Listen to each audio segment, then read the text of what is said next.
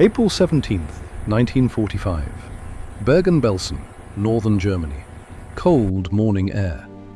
Private Emmett Harlow, 22 years old, grain farmer from Alberta, stood at the camp gates with his rifle ready.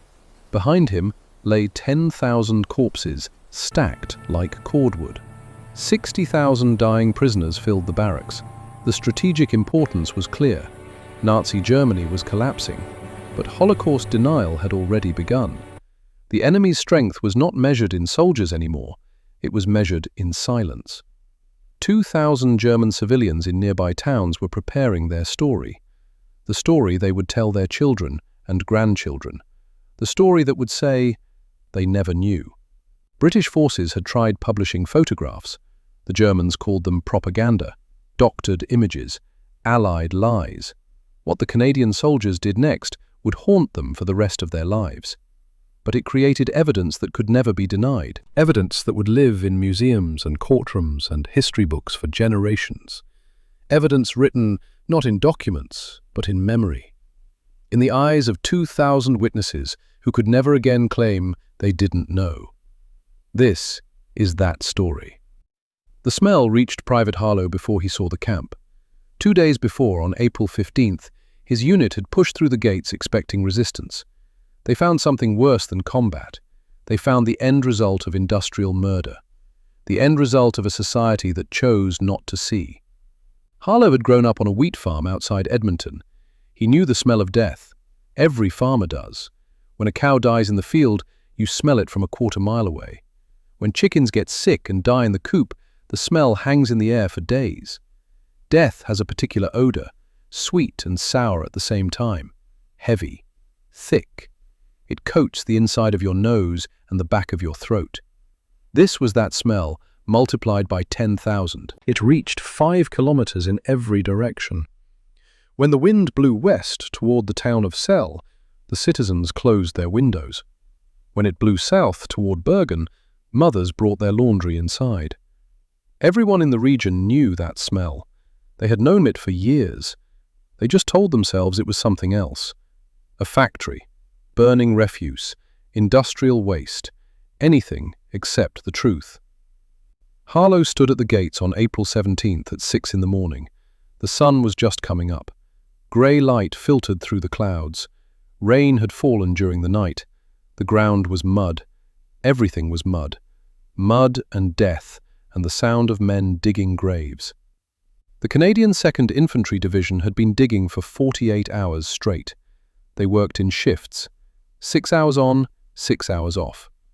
They dug long trenches with bulldozers borrowed from British engineers. They carried bodies on stretchers. They tried to count them.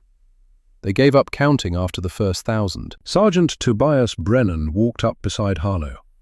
Brennan was 31, a dock worker from Vancouver before the war. Big shoulders, thick hands, the kind of man who could unload cargo ships 12 hours a day without complaint.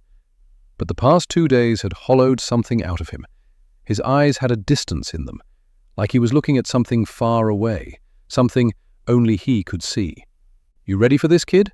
Brennan asked.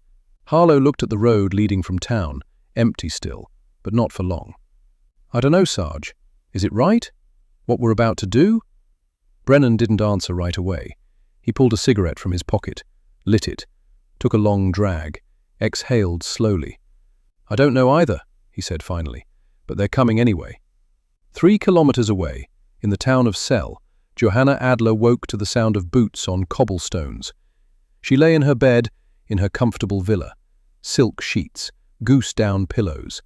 The morning light filtered through lace curtains. She could hear her daughter Liesel breathing softly in the next room. 17 years old. Still sleeping, still innocent. The boots got louder. Johanna sat up. Her husband Ernst had left 2 weeks ago. A doctor. He fled west when he heard the British were coming. Fled and left her and Liesel behind. Said it was safer. Said the Allies wouldn't harm women. Said he would send for them when he found somewhere safe. She hadn't heard from him since. The knock on the door was sharp. Official. She put on her robe. Silk. Expensive.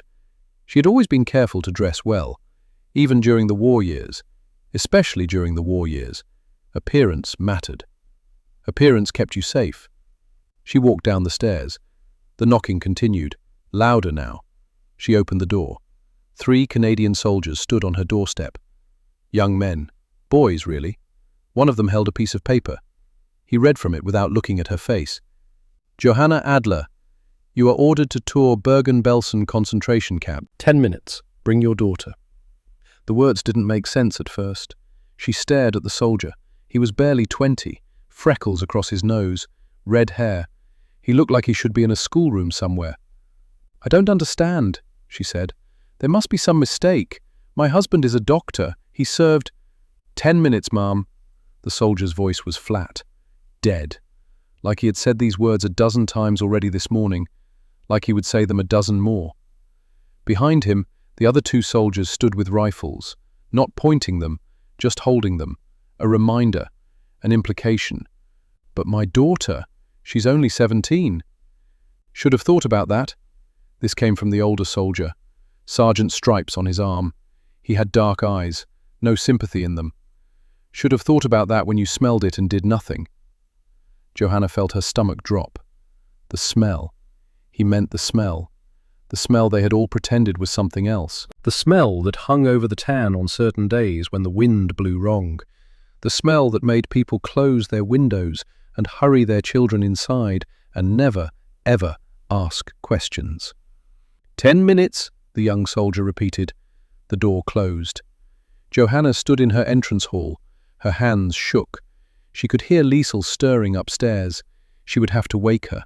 Tell her what? That they were being taken to the place they had pretended didn't exist. That all the times Liesel asked about the smell, all the times Johanna said it was just the factory, all those lies were about to be exposed. She walked upstairs. Each step felt heavier than the last.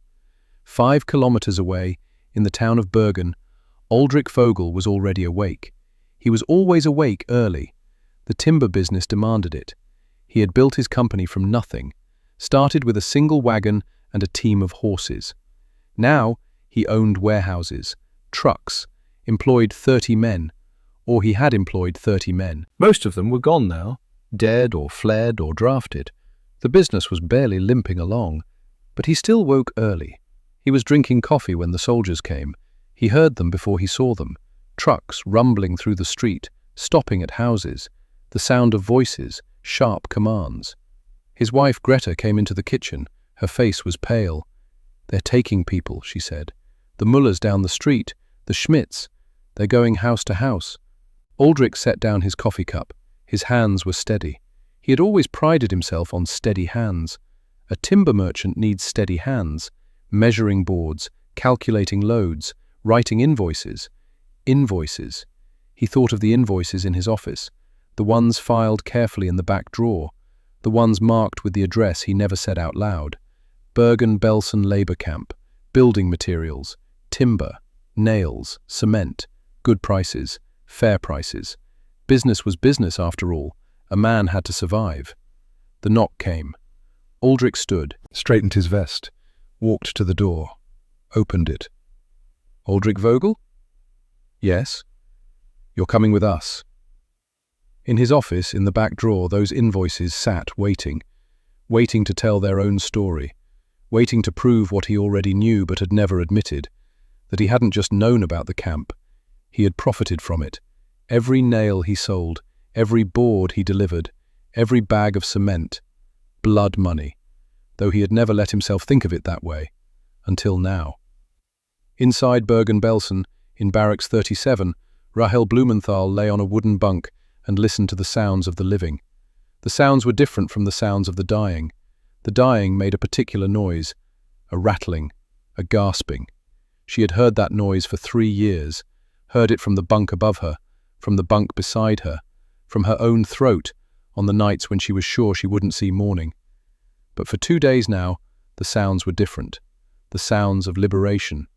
British voices, Canadian voices, the rumble of trucks, the clank of equipment, the smell of real food being cooked somewhere far away.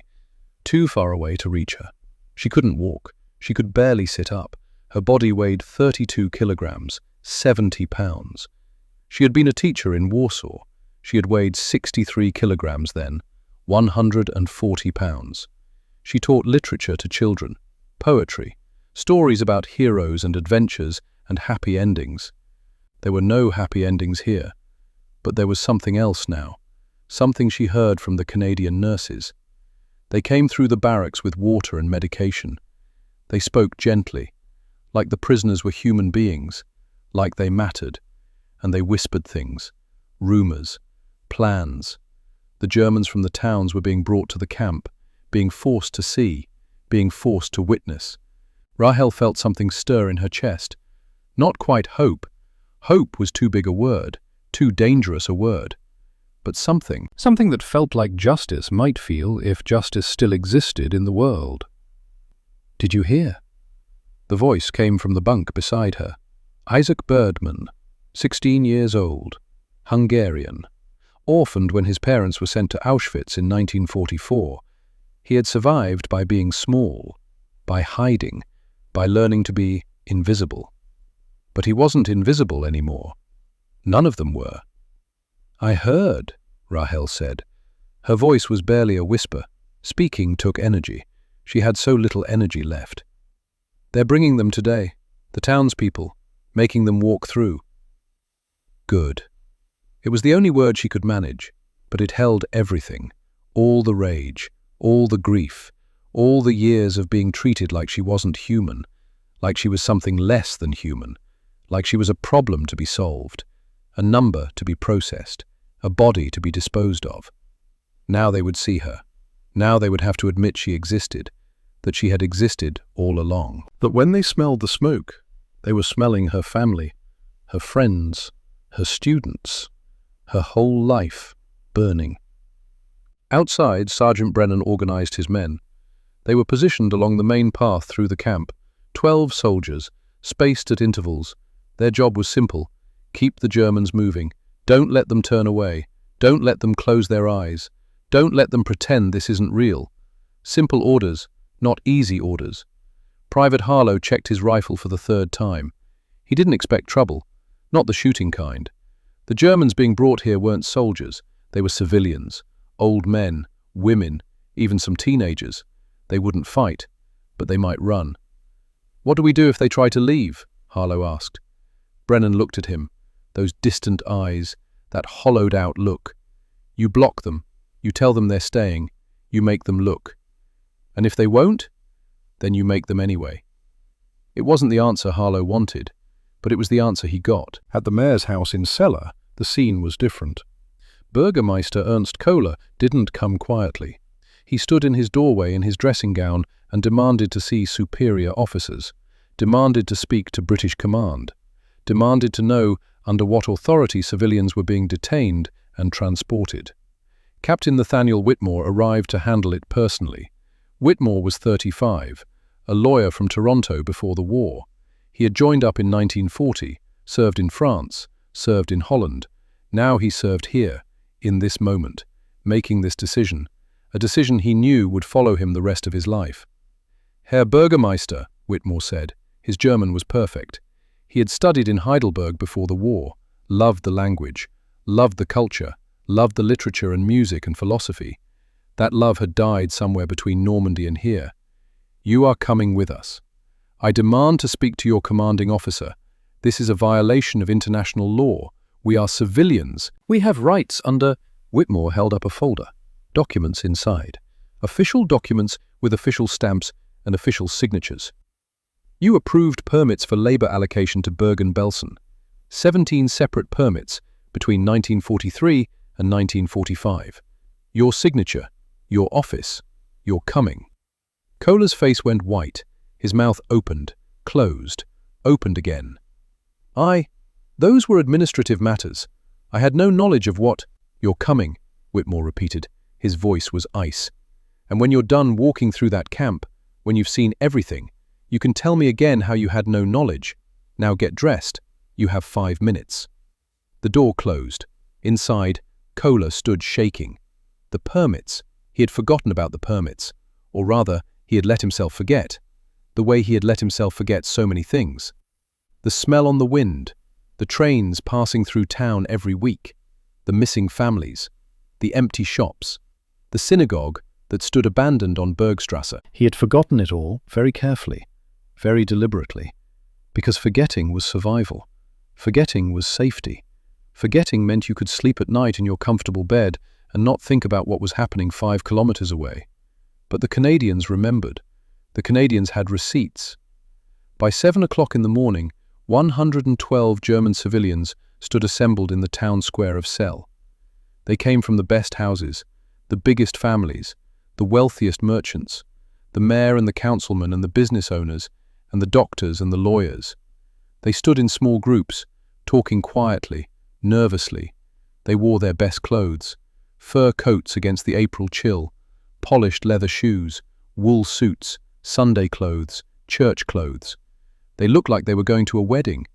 They were going to a funeral for 10,000 people. Canadian soldiers surrounded the square, silent, stone-faced. Most of them were younger than 30. Many were younger than 25. Farm boys from Saskatchewan, factory workers from Ontario, fishermen from Nova Scotia. They had landed at Juno Beach 11 months ago. They had fought through France, through Belgium, through Holland. They had seen their friends die in ditches and fields and bombed-out villages. They had seen a lot of death. But nothing had prepared them for Bergen-Belsen. Nothing could have prepared them. And now they stood looking at these well-fed Germans in their expensive clothes, and they felt something hard settle in their chests, something cold and unforgiving. The march began at 7:15. The soldiers formed a corridor. The Germans walked between them. 3 kilometers, a 40-minute walk. The morning was cold. Grey clouds hung low. The rain had stopped, but the threat of more rain remained. Everything was damp. Everything smelled of mud and wet stone and something else. Something that got stronger with every step. Johanna Adler walked with her daughter, Liesel. The girl was crying softly. Johanna held her hand. She wanted to tell her it would be all right, that everything would be fine, that this was just a misunderstanding. But the words wouldn't come, because she knew. Somewhere deep inside, in the place where she had buried all her carefully constructed ignorance, she knew. Aldrich Vogel walked alone. His wife had not been taken, only him, only the business owners, only the ones whose names appeared on certain documents. He walked with his hands in his pockets. He didn't look at the other Germans. He didn't look at the soldiers. He looked at the ground, at his expensive leather shoes getting muddy, at the road stretching ahead. Bürgermeister Kohler walked at the front. He walked with his head high, trying to maintain dignity, trying to project authority. But his hands shook. His face was grey. The documents Whitmore had shown him kept replaying in his mind. 17 permits. 17 times he had signed papers authorizing labor transfers to Bergen-Belsen. 17 times he had asked no questions, accepted no responsibility, told himself it wasn't his concern. At the 1 kilometer mark, the smell reached them. It hit like a physical force, sweet and sour and thick. Several Germans gagged. Handkerchiefs came out, pressed to noses, pressed to mouths. People slowed their pace. The soldiers behind them kept them moving. "Keep walking," Brennan said. His voice was quiet but firm. "The people inside couldn't leave for years. You can walk for 2 hours." A woman tried to turn back, said she was sick, said she couldn't. Brennan stepped in front of her. "Keep walking." "But I can't." "Keep walking." She walked. At the half-kilometer mark, several people vomited. Right there on the road, bent over, retching. The soldiers waited, let them finish, then gestured them forward. "Keep moving. Keep walking. You wanted to live this close and pretend. Now you see." Harlow watched it all. He felt nothing. That was what scared him most. He watched these people vomit and cry and stumble, and he felt absolutely nothing. No pity, no sympathy, no satisfaction either. Just a cold emptiness where his emotions used to be. Was this what war did? Did it hollow you out until you couldn't feel anymore? Until you could watch suffering and feel nothing at all? He thought of his mother back home, thought of the farm, thought of the person he used to be. That person felt very far away now. that person might be gone forever. The gates of Bergen-Belsen stood open, waiting. British soldiers had cleared the main path, moved some of the worst corpses to the sides, made it possible to walk through without stepping on bodies. But only just. The dead were everywhere, stacked along fences, piled near barracks. Some still lay where they had fallen. Too many to move, too many to bury. The bulldozers worked constantly, but there were always more. Captain Whitmore stood at the gates. He watched the column of Germans approach. 112 citizens, the first group. There would be more, many more. Over the next week, nearly 2,000 would walk this path, would see what he was about to show them, would be forced to witness what they had spent years pretending didn't exist. Was it right? He had asked himself that question 100 times. The British command had debated it. Some officers argued it was collective punishment, argued it violated conventions, argued they were better than this. But Whitmore was a lawyer.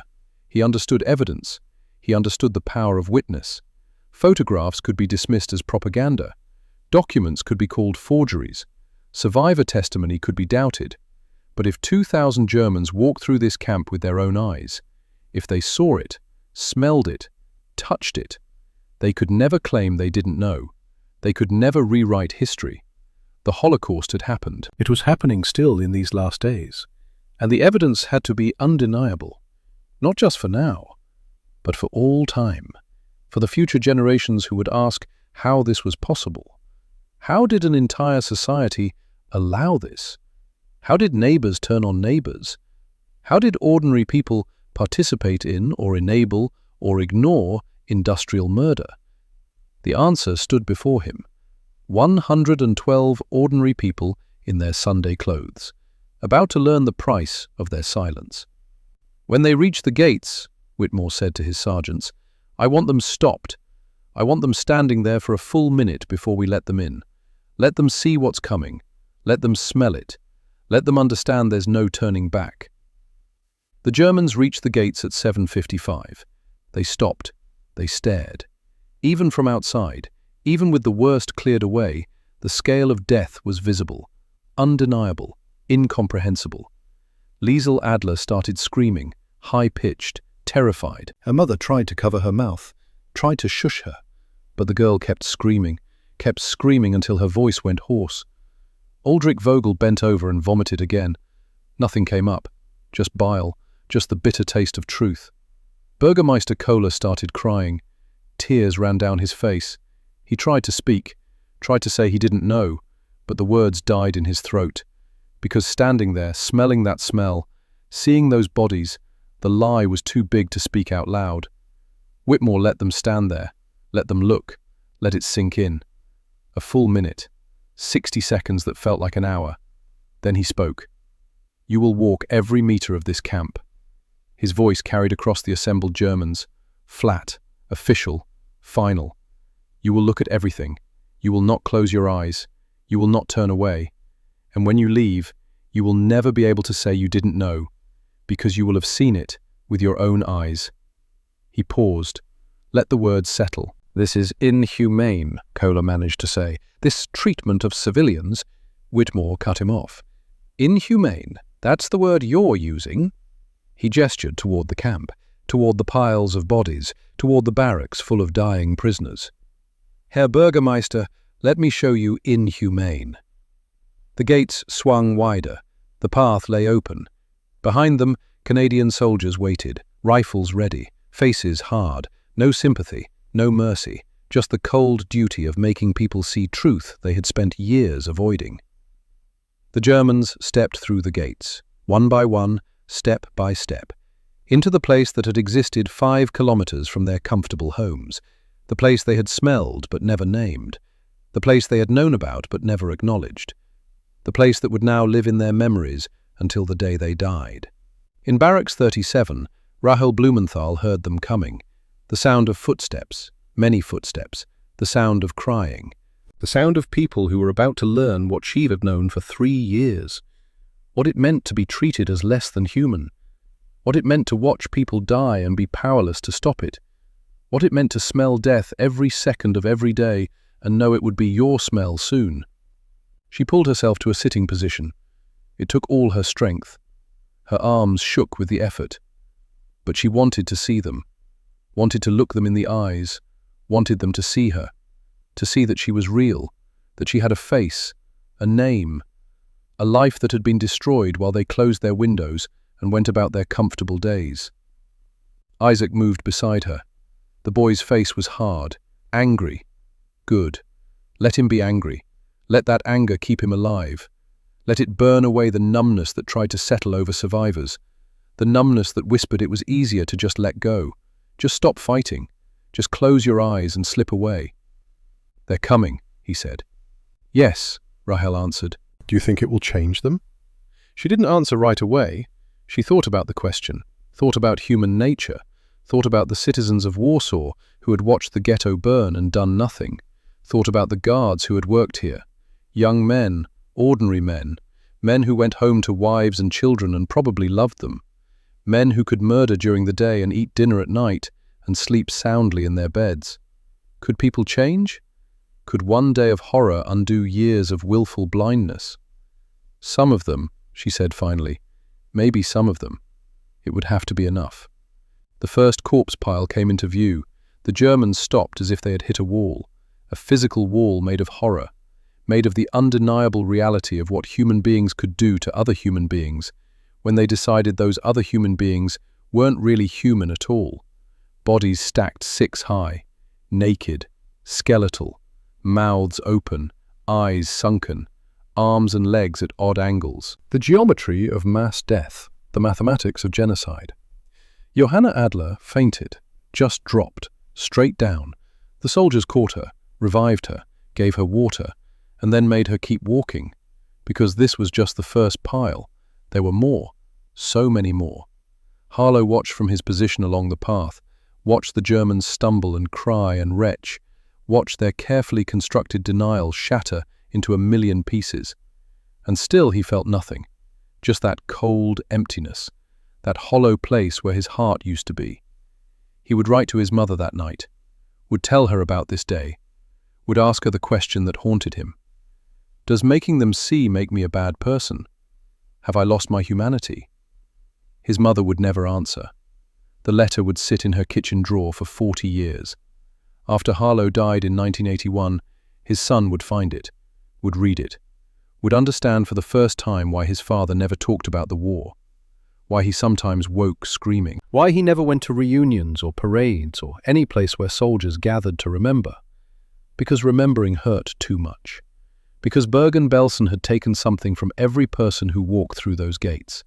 Prisoners, liberators, even the forced witnesses. It took something essential, something that could never be replaced. It took the comfortable illusion that the world made sense, that people were fundamentally good, that something like this could never happen, that civilization was more than a thin veneer over barbarism. It took all those illusions and burned them in the crematorium along with the bodies of the dead. The tour had begun. The reckoning had started, and there was no turning back now. Not for the Germans being forced to witness, not for the soldiers forcing them, not for the survivors watching it all. The only path was forward, through every meter of the camp, through every pile of bodies, through every barracks full of dying prisoners, through the full reality of what had been done here, what had been allowed to happen here, what everyone had known about and no one had stopped. The path led deeper into the camp, into the places where the truth could not be denied, where the smell was strongest, where the evidence was undeniable, where the question, "Did you know?" would be answered not with words, but with the inescapable reality of 10,000 corpses and 60,000 dying prisoners, and the silence of every person who had lived nearby and chosen not to see.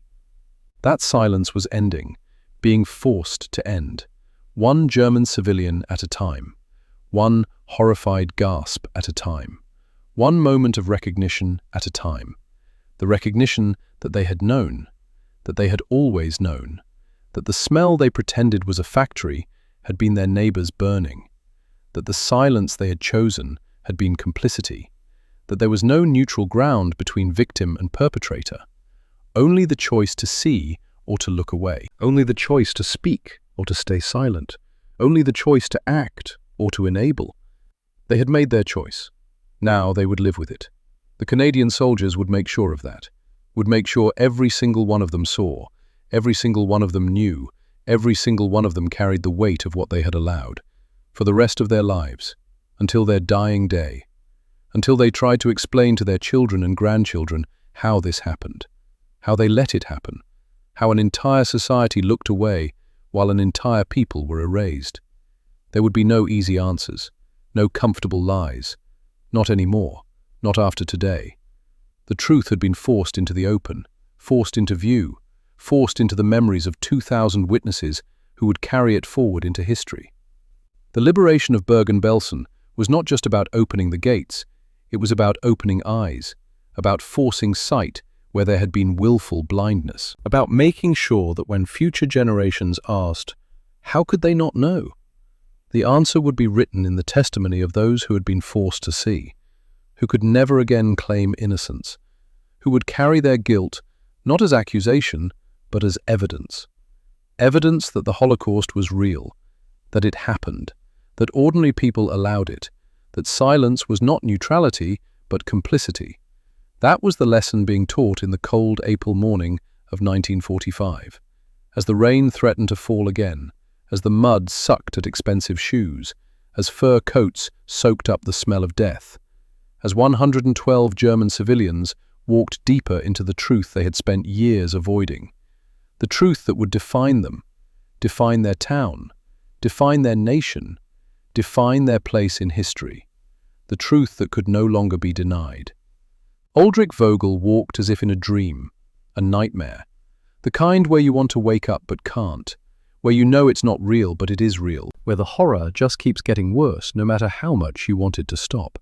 He saw his timber in the construction around him, recognized it. He had sold quality wood, made sure of it. Fair prices but good quality, a businessman's pride. He could see it now in the posts and beams, in the construction of the barracks, in the frames of the gates, his wood, his nails, his contribution to this. At the second pile, he broke, just dropped to his knees in the mud, his expensive suit ruined, his polished shoes sinking into the muck. He put his hands over his face and made sounds that weren't quite words, weren't quite human, just raw animal grief. I didn't know, he said, over and over. I didn't know. I didn't know what they were building. I didn't know. Private Harlow stood nearby, watching, feeling nothing. He had been standing in this camp for 48 hours. He had carried bodies that weighed less than 50 pounds, had seen children stacked like firewood, had smelled death so thick it coated his lungs. And now he watched this German businessman cry and felt absolutely nothing. A Canadian corporal walked over to Vogel, reached into the man's jacket pocket, pulled out a folder, documents.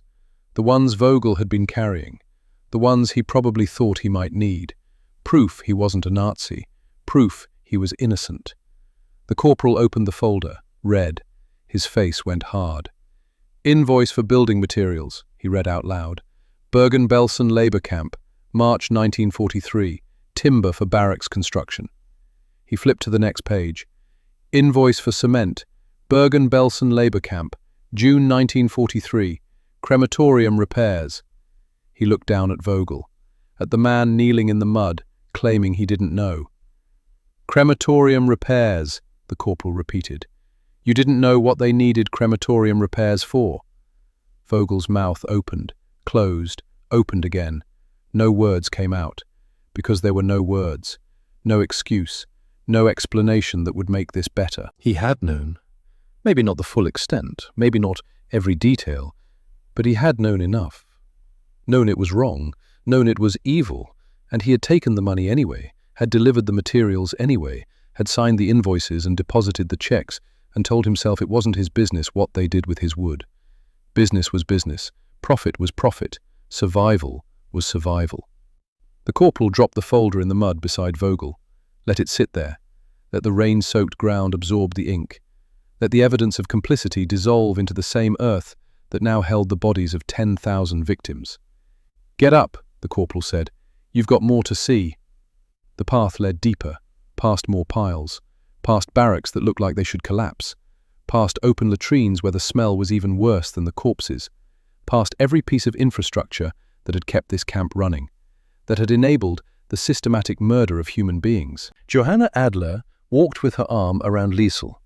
The girl had stopped screaming. Now she just cried silently, tears running down her face, her whole body shaking. 17 years old, still in school, still worried about boys and dances and what dress to wear, still innocent. Not anymore. Innocence was dying here, in this camp, in this moment. The innocence of believing the world was good, that people were kind, that mothers told the truth and kept their children safe. Johanna had lied, for years.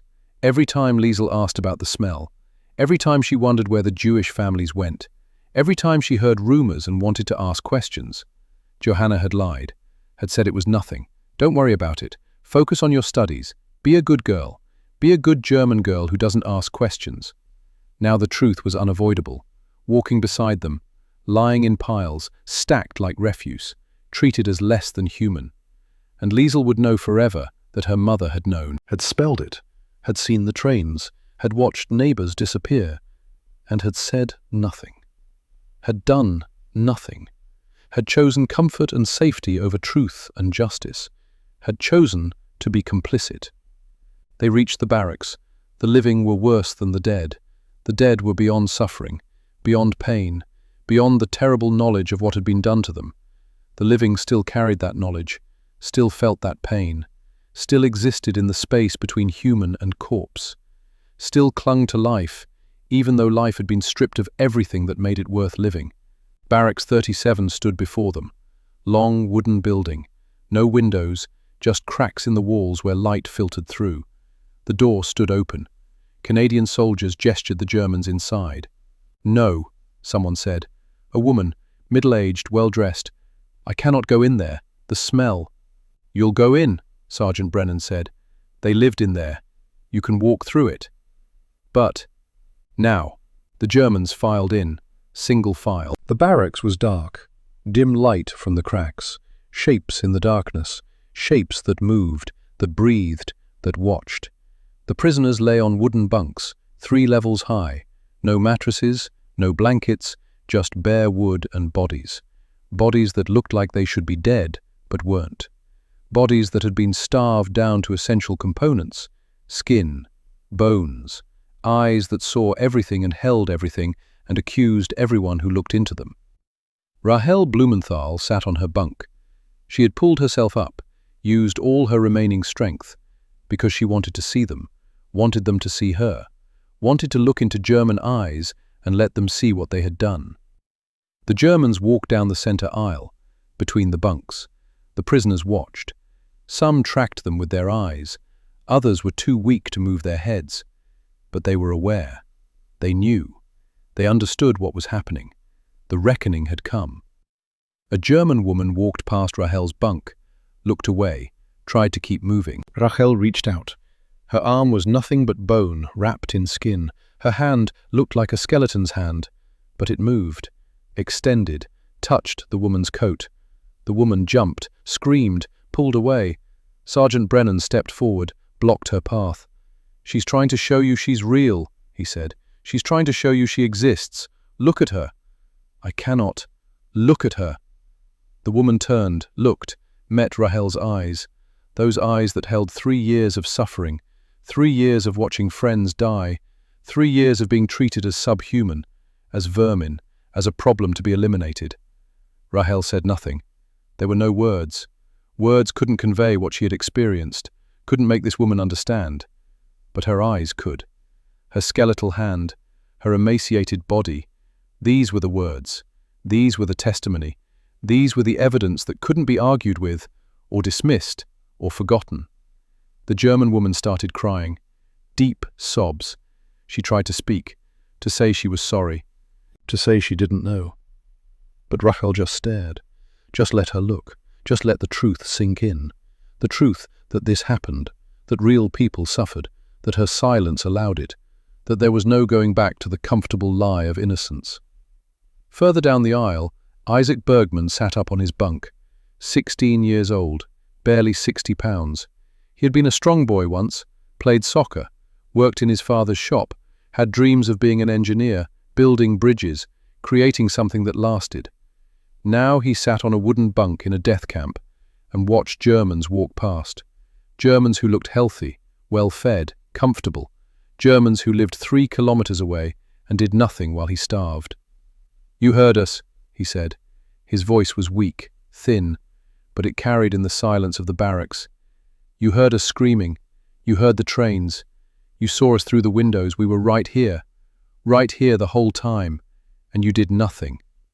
An older German man stopped, looked at Isaac. The boy's eyes were fierce, angry, burning with a rage that kept him alive when everything else said he should die. "We didn't know," the man started to say. "You didn't want to know," Isaac interrupted. "There's a difference. You heard us, you smelled us, you saw us, but you chose not to know, because knowing meant you had to do something, and doing something was dangerous. So you chose safety. You chose your life over ours." The man opened his mouth, closed it. He had no response. Because the boy was right. The terrible truth was that the boy was right. They had chosen. Every day for 3 years they had chosen. Chosen to close their windows, chosen to hurry their children inside, chosen to pretend the trains were carrying something other than people, chosen to believe the factory story, chosen to accept the disappearance of their neighbors, chosen to sign the permits and sell the supplies and live their comfortable lives, chosen to be complicit. Near the entrance, Liesel Adler stood frozen. She was staring at a woman on a lower bunk.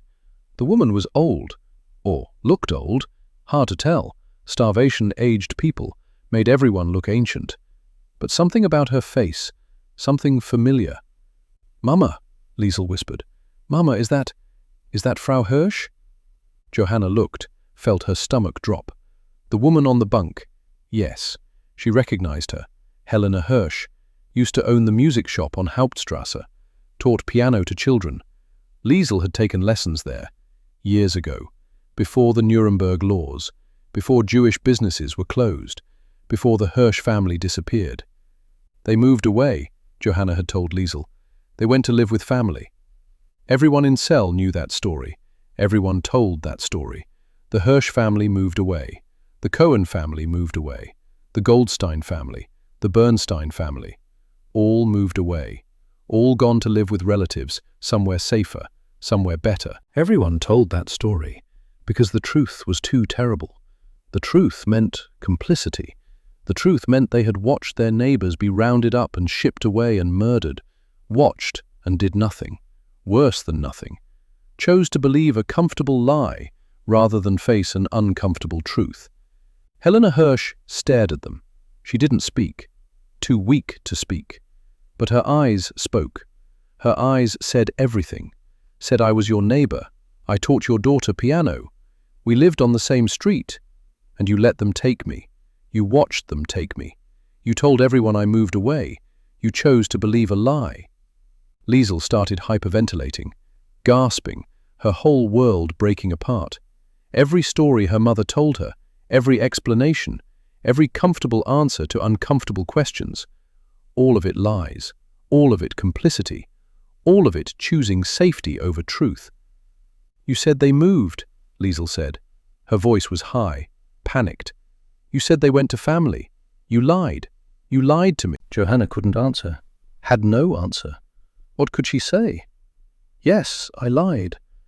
I lied because the truth was too dangerous. I lied because knowing meant responsibility. I lied because I was afraid. I lied because I chose to protect myself and my family over protecting my neighbors. I lied because I was a coward." The tour moved on, out of Barracks 37, past more barracks, past the hospital building where the sickest prisoners lay dying, past the guardhouses where the SS had lived. Nice houses, comfortable houses, with gardens and flowers, with food in the kitchens and coal for heating, living in comfort 50 meters from industrial death. The contrast was obscene, deliberate.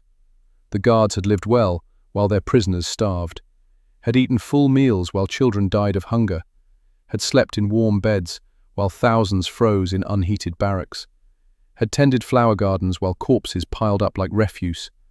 The Germans saw this contrast, couldn't miss it.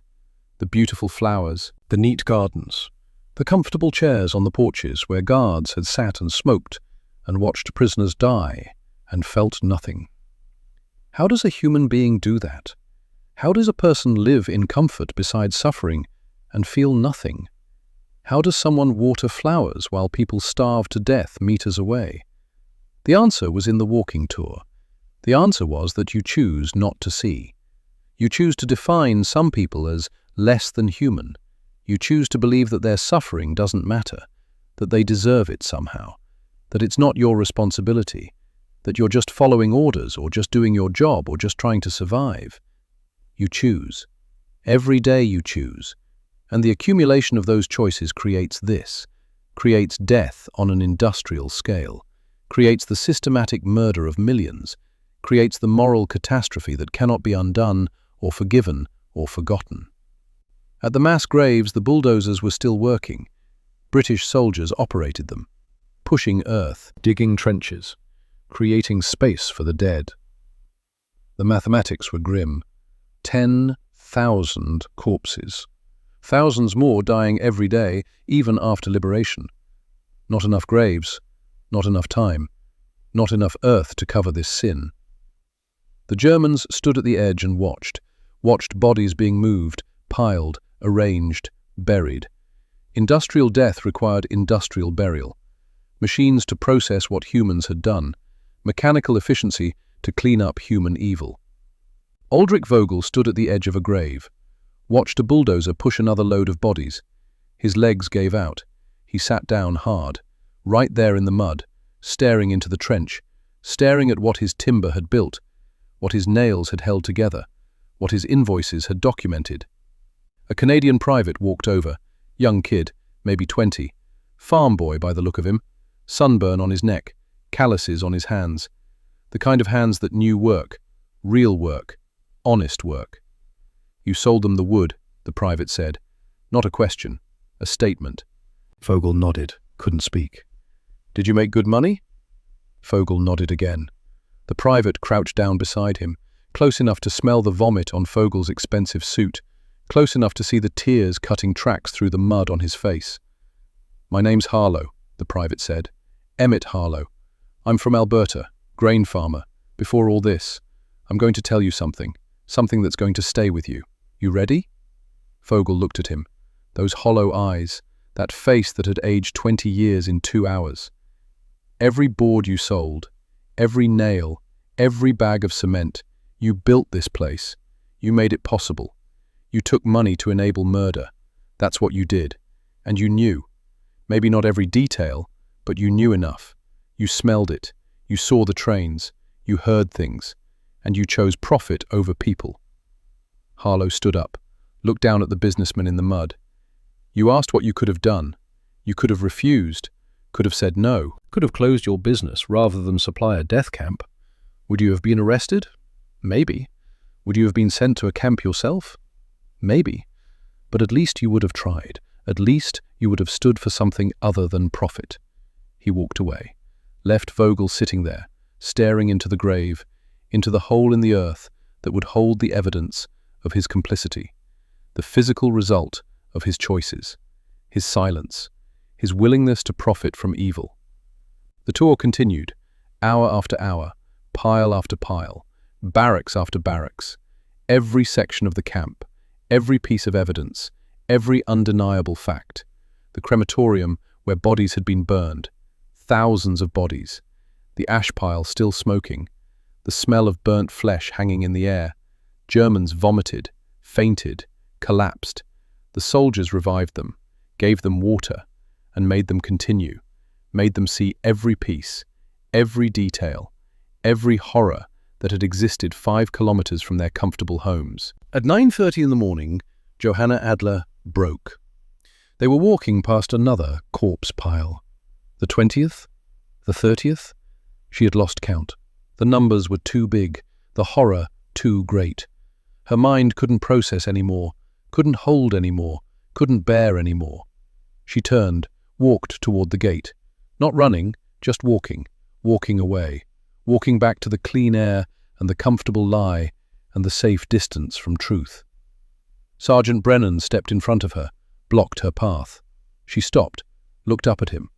This Canadian dock worker who had crossed an ocean to fight, who had liberated this place, who was now making her witness what she had spent years avoiding. "I need to leave," she said. Her voice was hoarse, raw. "I've seen enough. I cannot see more." "You'll see everything," Brennan said.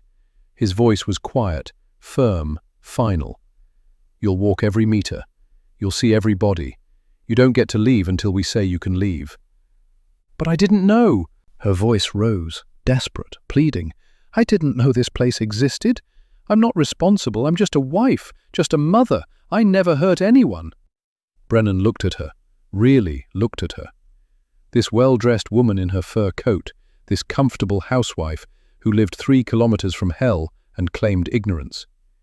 "You say you didn't know," he said, "but everyone knew. The smoke, you saw it.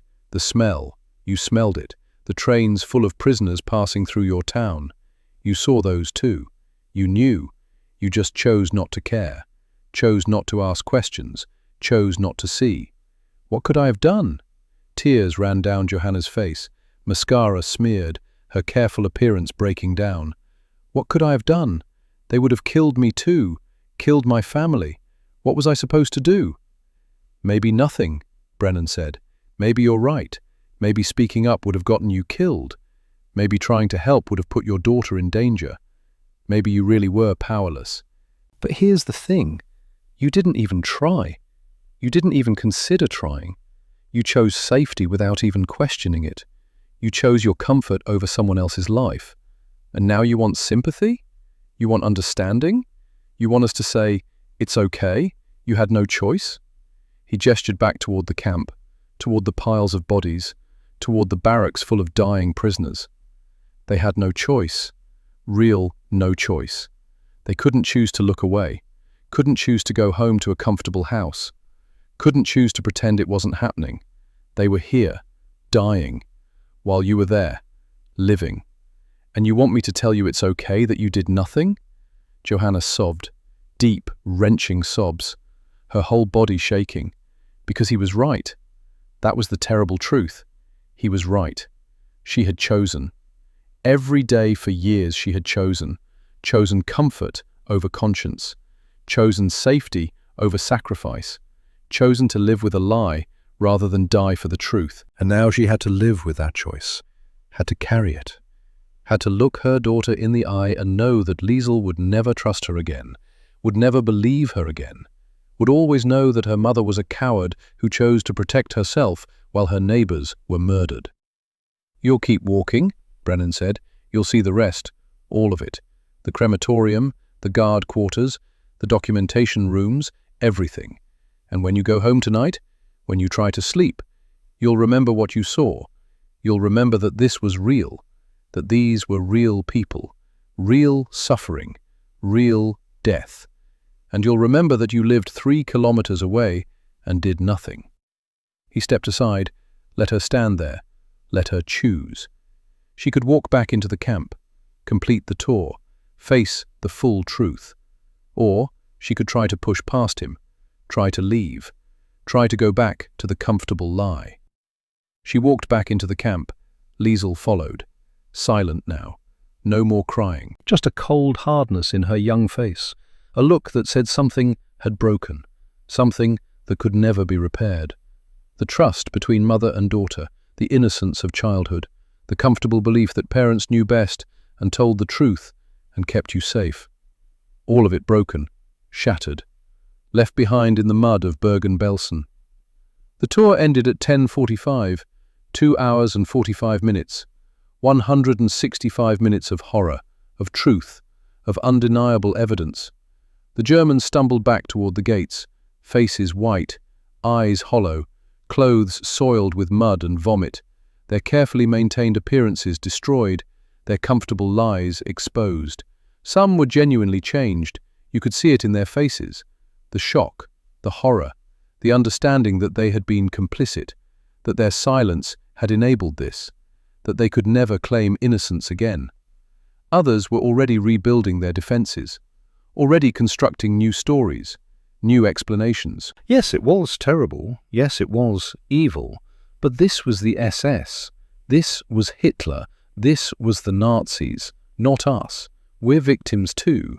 We had no power, no choice, no responsibility. The lies were already forming, even as they walked past corpse piles, even as they smelled death, even as the evidence surrounded them. The human capacity for self-deception was boundless. Captain Whitmore stood at the gates, watched them leave. 112 Germans who had witnessed the truth. 112 who could never again claim they didn't know. 112 whose testimony would become part of the historical record, part of the evidence that this happened, that the Holocaust was real, that millions died while ordinary people looked the other way. Private Harlow stood beside him, watched the Germans go, felt that hollow emptiness, that cold space where his emotions used to be. "Do you think it changed them?" Harlow asked. Whitmore didn't answer right away.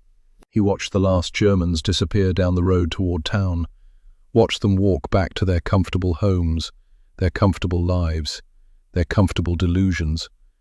"Some of them," he said finally, "maybe 20%.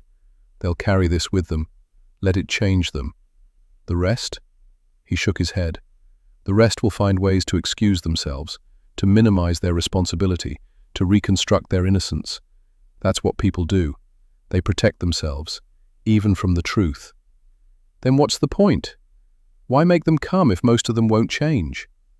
Whitmore looked at the young private, this farm boy from Alberta, who had been hollowed out by 2 days of burial duty, who had lost his capacity to feel, who was asking the hard questions that had no good answers. "The point is evidence," Whitmore said.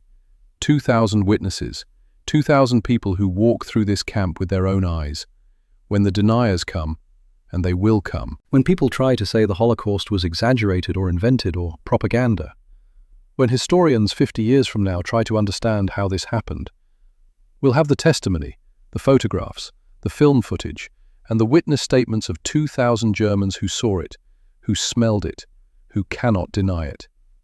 He paused, looked back into the camp, at the bodies being buried, at the prisoners being cared for, at the evidence of humanity's capacity for evil. That's the point. We're creating a record that can never be erased, a truth that can never be fully denied. Some of these Germans will tell their children, their grandchildren. They'll pass on what they saw. And even if they excuse themselves, even if they claim they had no choice, they'll still admit it happened. They'll still be witnesses to the truth. Inside Barracks 37, Rahel Blumenthal lay back on her bunk, exhausted. She had used all her strength to sit up, to make eye contact, to be seen. Now she had nothing left. Her body screamed for rest, for food, for healing that might never come. But she felt something, not quite satisfaction, not quite justice, but something. She had been seen, acknowledged, recognized as human. After 3 years of being treated as less than human, as vermin, as a problem to be eliminated, she had looked German civilians in the eye and forced them to see her, to know she existed, to understand that when they smelled the smoke, they were smelling her family, her friends, her whole world burning. They could never unsee that, never unknow it, never go back to comfortable ignorance. "Did it help?" Isaac asked from the next bunk. "Making them see?" Rahel thought about the question, thought about the German woman who cried, the businessman who collapsed, the girl who recognized her neighbor. Would it change them? Would it make the world better? Would it prevent this from happening again? She didn't know. Couldn't know. But she knew one thing with certainty. "They can never say they didn't know," she said. Her voice was barely a whisper. "Whatever else happens, whatever lies they tell themselves, they can never say they didn't know. We made sure of that." It was enough. It had to be enough. Because it was all they had. The power to bear witness. The power to make people see. The power to create a truth that could never be fully erased. The dead couldn't speak. But the living could. And the soldiers could. And the 2,000 witnesses could. and together their voices would carry forward into history, would become the evidence, the testimony, the undeniable record that this happened, that the Holocaust was real, that millions died, that ordinary people allowed it, that silence was complicity, that there was no neutral ground between victim and perpetrator, only the choice to see or to look away, only the choice to speak or to stay silent, only the choice to act or to enable. Bergen-Belsen would become a name everyone knew, A place everyone remembered. A symbol of humanity's capacity for evil and for good. Evil in what was done there, good in the liberation, in the forced witnessing, in the creation of evidence that could never be denied. The tour was over, but the reckoning had just begun. April 18th. Dawn came grey and cold. The rain had returned during the night, steady, relentless. It turned the camp into a sea of mud. It washed over the corpse piles. It pooled in the mass graves. It ran down the sides of the barracks and collected in stagnant puddles that reflected nothing but grey sky. Private Emmett Harlow had not slept. He sat outside his tent with a piece of paper and a pen, writing, crossing out, writing again, trying to find words for what he had seen, what he had done, what he had become. Dear Ma, I don't know how to write this letter, don't know how to tell you what happened here, what I've seen, what I've done. We made them come, Ma, the Germans from the towns nearby. Made them walk through the camp, made them see the bodies, the dying prisoners, everything, made them look at it all. One man cried, and I felt nothing. A woman fainted, and I felt nothing. They vomited and screamed and begged to leave, and I felt nothing at all. Is that what war does? Does it take away your ability to feel? Does it make you hard inside? Does it turn you into something that's not quite human anymore? Does that make me a bad person? Have I lost my soul? He folded the letter, put it in his pack with the others. Never sent, never would send. Some questions had no answers. The second group of Germans arrived at 8 in the morning, 103 this time, from Bergen and the surrounding farms, brought in trucks. Some had tried to hide, had fled to relatives, had claimed illness. The Canadian soldiers found them anyway. Sergeant Brennan gave the same speech he had given yesterday, would give it 5 more times over the next week. Each time the words came easier. Each time he felt less.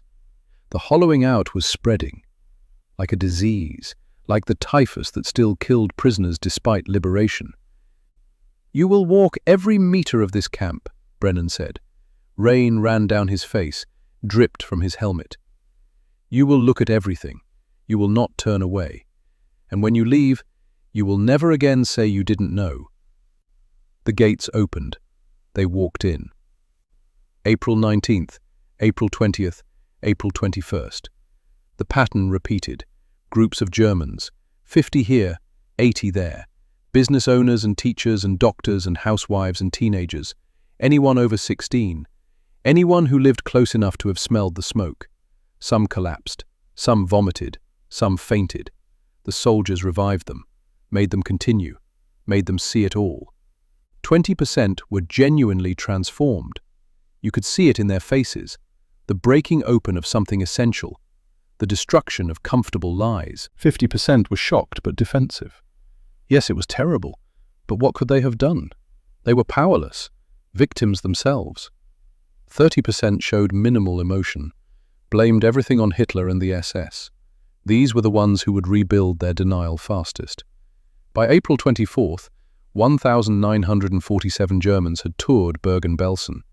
On April 19th, Aldrich Vogel walked into his warehouse, put a rope over a beam, stood on a chair. His foreman found him before he jumped, cut him down, called a doctor. Vogel spent 3 days in bed, staring at the ceiling, not eating, not speaking. His wife Greta sat beside him, tried to comfort him, tried to tell him it wasn't his fault. He didn't believe her. On April 23rd, he got out of bed, went to his office, gathered all his files, all his invoices, all the documentation of his business dealings with Bergen-Belsen, put them in a box, carried the box to the town hall. "This is my confession," he said to the British administrator. "I supplied materials to the camp. I knew what they were building. I knew what was happening there. I took money for it. I profited from murder." The administrator looked at him, young British officer, maybe 25, exhausted. "You're confessing voluntarily?" "Yes." "Why?" Vogel thought about the corpse piles, the emaciated prisoners, the hollow eyes that would haunt him forever. "Because it's true," he said simply. "Because I did it. Because pretending otherwise would be another lie. And I'm done lying." The confession made him a pariah. His neighbors shunned him, called him a traitor, said he was making all Germans look guilty. But Vogel didn't care. He had seen Bergen-Belsen, had walked past the evidence of what his timber built. He couldn't unsee that, couldn't unknow it, couldn't pretend anymore. An elderly teacher named Wilhelm Brenner walked through Bergen-Belsen on April 18th. He was 67 years old, had taught history at the Celle Gymnasium for 40 years, had believed education was the foundation of civilization. Bergen-Belsen destroyed that belief. He walked through the camp in silence, looked at everything, said nothing. When the tour ended, he walked back to town alone. On April 20th, he went to Captain Whitmore's office, asked to make a statement. "I failed," he said. "I failed as a teacher, failed as a human being, failed at everything that mattered." Whitmore listened, let him speak. "I heard rumors. For years I heard rumors about the camps, about what was happening to Jews, to political prisoners. I heard and I did nothing. I told myself rumors weren't facts, that I couldn't act on unverified information." He paused, looked at his hands. Old hands, stained with chalk dust from 40 years of teaching. But I was lying to myself. I heard those rumors and I knew they were true. I smelled the smoke. I saw the trains. I watched my Jewish colleagues disappear. I knew. I chose not to investigate, because investigating meant responsibility, meant risk, meant potentially sacrificing my comfortable position for the sake of truth. He looked up at Whitmore, tears running down his weathered face. "I chose comfort over truth. I chose my career over justice. I chose safety over the lives of my neighbors." Whitmore took his statement, wrote it down, filed it. Years later, it would become part of the historical record. Burgermeister Ernst Kohler reacted differently. He was 65 years old, had been mayor for 18 years. For the first 3 days after his tour, he was broken, genuinely broken. Couldn't eat, couldn't sleep, kept seeing those corpse piles, those 43 bodies he had counted out loud. But on April 20th, something shifted. He started talking to other city officials, other businessmen, other prominent citizens who had been forced to tour the camp. Together, they started constructing a new narrative. Yes, it was terrible, horrific, evil, but it was Hitler who did this. Hitler and the SS. Not ordinary Germans, not them. They were victims too, victims of Nazi propaganda, victims of fear. What could they have done? Speaking up meant death. They had families to protect. They had no choice. The story grew, refined, became more sophisticated. By May, when British investigators came asking questions, Kohler had his answers ready. He had signed permits, yes, but they were just administrative papers. Labor allocation. He had no knowledge of what was actually happening in the camps. He was just doing his job, following orders, maintaining civil government during difficult times. The investigators found documents, proof that Kohler had coordinated directly with camp administration. The documents were damning, but Kohler had explanations. Those signatures were standard bureaucratic procedure. He signed hundreds of documents, couldn't possibly read them all, was just maintaining the machinery of government. The lies were sophisticated, layered, almost believable if you didn't look too closely. In May of 1945, the policy spread. American forces liberated Dachau, Buchenwald, Flossenburg. British forces found more camps in the west, and everywhere the pattern repeated. Local Germans forced to tour, forced to witness, forced to see. The numbers grew staggering. Estimates suggest more than 50,000 Germans toured camps in April and May of 1945. 50,000 people who saw corpse piles, emaciated prisoners, crematoriums, the full machinery of genocide. The footage was documented. Photographers captured everything: the shocked faces, the tears, the vomiting, the Germans walking past bodies. This wasn't just for the moment, it was for history, for the trials that would come, for the future generations who would ask how this was possible. At Nuremberg later that year, prosecutors used the evidence. The photographs of forced tours, the testimony of German civilians who had witnessed, the documentation that proved ordinary people knew, the visual record that made denial impossible. Inside Bergen-Belsen, the work continued through spring and summer. The burial work, the medical work, the impossible work of saving prisoners whose bodies were too damaged to save. Rahel Blumenthal hovered between life and death for weeks. She weighed 32 kilograms when liberated, lost consciousness multiple times, but slowly, painfully, her body began to rebuild itself. By June, she could walk. By August, she could speak without exhaustion. By October, she could think about the future. Isaac Bergman, the angry 16-year-old, also survived, gained weight slowly. The rage that kept him alive began to transform into something else. Not forgiveness, but purpose. Private Emmett Harlow returned to Canada in November 1945, went back to the farm, back to the wheat fields, back to the life he left in 1941. But he wasn't the same person who left. That boy was gone, replaced by someone hollowed out, someone who had seen too much, done too much, lost too much of himself in the mud and death of Bergen-Belsen. He tried to farm, tried to work, but the nightmares came every night. The smell, the corpses, the hollow eyes, the German civilians crying while he stood watching and feeling nothing. He married in 1948, a local girl named Sarah. Good woman, patient woman. She tried to understand, tried to help, but he couldn't talk about it, couldn't explain, couldn't make her understand what it felt like to lose your ability to feel.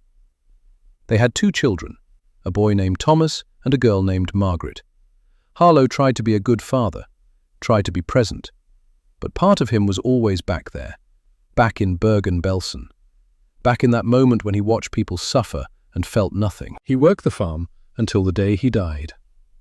April 12, 1981, age 58, heart attack in the fields, too young. His son, Thomas, found him lying between the wheat rows, the unfinished furrows, the work left undone. Thomas found the letters a week later, dozens of them, all unsent, all asking the same questions, all searching for answers that never came. He read them and wept. Wept for the father he never fully knew, the father who had been destroyed by duty and trauma and the impossible burden of forcing people to face truth. Thomas kept the letters. In 1995, he donated them to the Canadian War Museum. They sit there now in the archives, available to researchers, to historians, to anyone who wants to understand the cost of liberation. Sergeant Tobias Brennan returned to Vancouver in December 1945, went back to the docks, back to unloading ships, back to physical labor that didn't require thinking, didn't require feeling. He never married, never had children, never talked about the war. When people asked, he said he didn't remember much, said it was all a blur.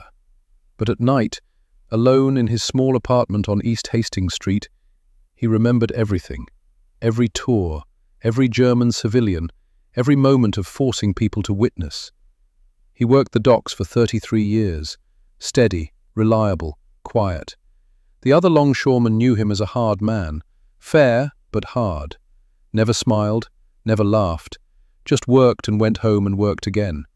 They didn't know about Bergen-Belsen, didn't know about the tours, didn't know that he had spent 7 days forcing people to face horror. On March 8, 1978, Brennan collapsed at work. Lung cancer. Advanced. He had maybe 3 months. He spent those months alone, refused visitors, refused treatment, just sat in his apartment smoking and looking out at the harbour and thinking about the choices he had made 33 years ago. He died on June 3, 1978, age 64. The funeral was small, a dozen dock workers, a priest who didn't really know him, no family. 2 years before he died, a journalist had tracked him down. wanted to interview him about Bergen-Belsen, about the forced tours. Brennan refused at first, then changed his mind, agreed to talk once. "You want to know if it was right," he said. 62 years old, still big, still strong, but with something broken behind his eyes. "I don't know. I've thought about it for 30 years and I still don't know." He paused, lit a cigarette, exhaled slowly. "But I'll tell you this. They needed to see, needed to know. For the future, for the historical record. They needed to see so they couldn't lie, so their children couldn't lie, so history couldn't be rewritten." The interview was published in 1977, 1 year before he died. It was the only time he ever spoke publicly about the war. Captain Nathaniel Whitmore returned to Toronto in March 1946, returned to law, to his practice, to defending clients and arguing cases. But Bergen-Belsen changed his understanding of justice, changed what he thought law could accomplish. He had seen what happened when law became a tool of evil, when rules enabled murder, when procedures facilitated genocide. So he spent the rest of his career fighting that, fighting legal injustice, defending civil rights, working on cases that mattered. In 1967, he published a book, The Forced Witness, Bergen-Belsen and the Creation of Evidence. It detailed the forced tours, the policy, the implementation, the results. It argued that forcing Germans to witness was not revenge, but necessity, not cruelty, but education. The book was controversial. Some praised it, others condemned it, said it justified war crimes, said it promoted collective guilt. Whitmore didn't care about the controversy. He had made his decision in April 1945, had carried it through, had lived with it for 22 years. He believed it was right then, believed it was right still. He practiced law until 1985, then retired, spent his final years giving lectures, speaking at universities, making sure the story was told, making sure the evidence was preserved. On November 17, 1989, Whitmore died, age 79. Complications from a stroke. His funeral was attended by Holocaust survivors, by fellow soldiers, by people whose lives he touched through his legal work, and by 2 elderly Germans who had toured Bergen-Belsen in 1945, who had been changed by it, who had spent 44 years trying to atone. They stood at the back of the service, didn't speak, just stood there, bearing witness to the man who had forced them to bear witness. Wilhelm Brenner, the elderly teacher who confessed his failure, lived only 6 more years. He died in 1951 at age 71. Natural causes, the death certificate said.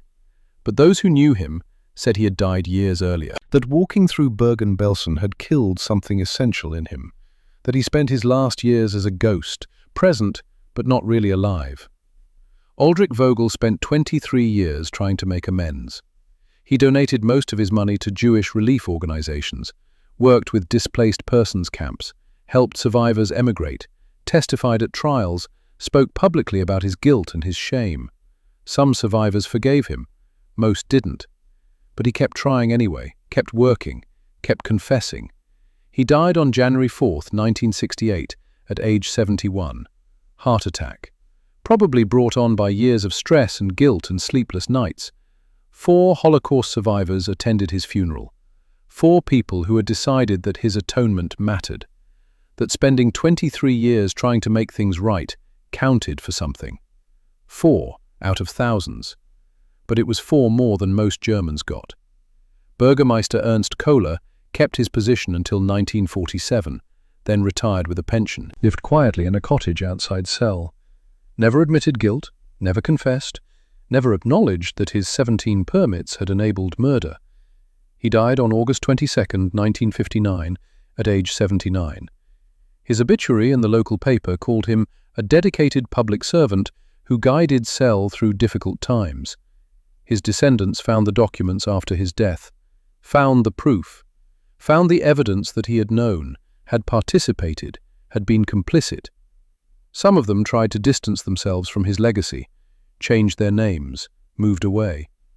Others defended him, said he was a good man, a victim of circumstance. The debate continued.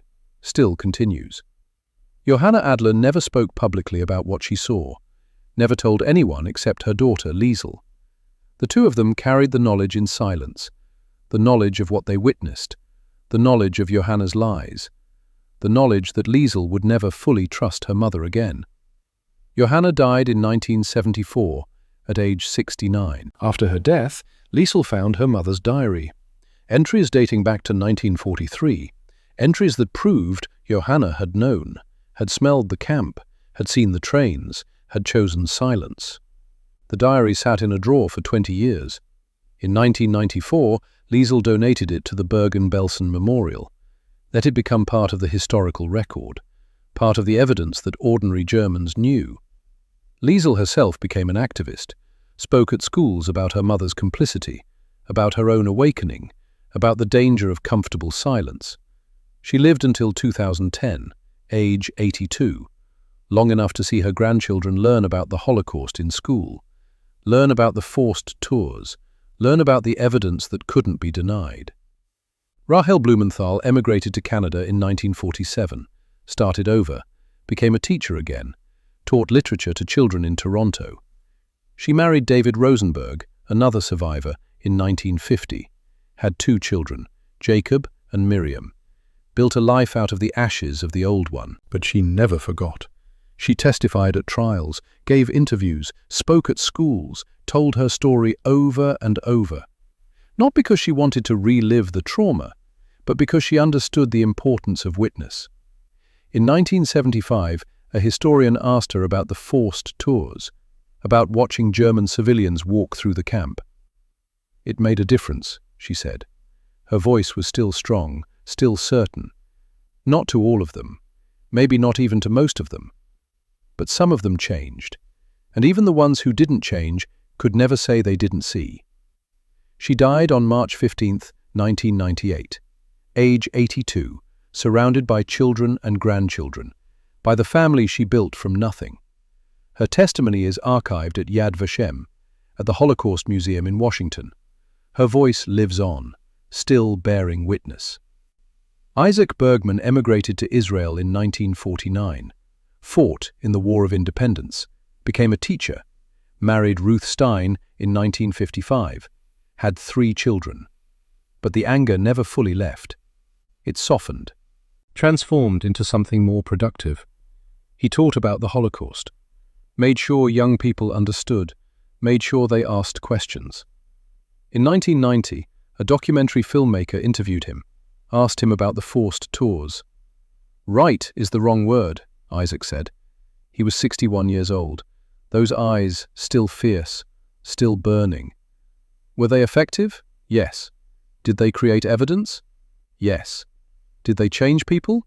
Some. He paused, looked directly at the camera. They made them look. That's what matters. They made them see us, made them admit we existed. For 3 years we were treated as less than human, and then the soldiers made the Germans see us, really see us. That mattered. He died on July 8, 2004, age 75. Complications from diabetes. His children and grandchildren carry on his work, teaching, testifying, making sure the story survives. Today, Bergen-Belsen stands as a memorial. The barracks are gone, burned after liberation to prevent disease, but the mass graves remain, marked with simple stones, stating the number of dead, the dates, the facts. Visitors walk the paths where corpses once lay, stand where the barracks stood, see the photographs of liberation, see the images of German civilians being forced to witness, read the testimonies of survivors and liberators and the forced witnesses themselves. The memorial doesn't hide the forced tours, doesn't apologize for them, presents them as part of the history, part of the reckoning, part of the process of creating evidence. Each year, thousands of visitors come, students, teachers, historians, people who want to understand, who want to bear witness, who want to make sure this never happens again. They walk where Emmett Harlow walked, where Tobias Brennan stood, where Nathaniel Whitmore made his difficult decision. They see where Rahel Blumenthal lay dying, where Isaac Bergman watched with burning, angry eyes, where Johanna Adler fainted and Aldrich Vogel collapsed, and Wilhelm Brenner wept. They learn the lesson that was taught in April 1945, the lesson about silence and complicity, about the responsibility of witnessing, about the importance of evidence. A visitor stands at the memorial on a cold morning in 2025, 80 years after the liberation, reading the inscription on the stone, looking at the photographs mounted in the visitor center, photographs of German civilians walking past corpse piles, their faces twisted in horror, their comfortable lives destroyed. The visitor is 17 years old, the same age Liesl Adler was when she walked through Bergen-Belsen, the same age as so many who lived nearby and claimed they didn't know. The guide speaks, tells the story, tells about the forced tours, about the 2,000 witnesses, about the soldiers who made them see, about the evidence that was created. The guide doesn't provide easy answers, doesn't say whether it was right or wrong, just presents the facts, the choices that were made, the consequences that followed. The 17-year-old visitor asks a question, the question every generation asks. What would I have done? If I lived in Celle in 1943, if I smelled the smoke, if I saw the trains? The guide doesn't answer, can't answer. That's the question each person must answer for themselves. But the guide says this: the Germans of Celle and Bergen chose silence, chose comfort, chose to close their windows and tell their children it was just a factory. They chose. And when they were finally forced to see, some of them were changed. Some confessed. Some spent the rest of their lives trying to atone. But most rebuilt their denial, found new excuses, found new ways to protect themselves from the truth. The guide pauses, looks at the young visitor. The soldiers who forced them to witness paid a price too. Private Harlow lost his ability to feel. Sergeant Brennan carried the weight until it killed him. Captain Whitmore spent 44 years defending his decision. They made Germans see the truth, but the cost was their own peace, their own souls. The visitor looks at the photographs, at the faces of the Germans, at the piles of bodies, at the evidence that cannot be denied. And the survivors? The visitor asks. The survivors received something that isn't justice, isn't compensation.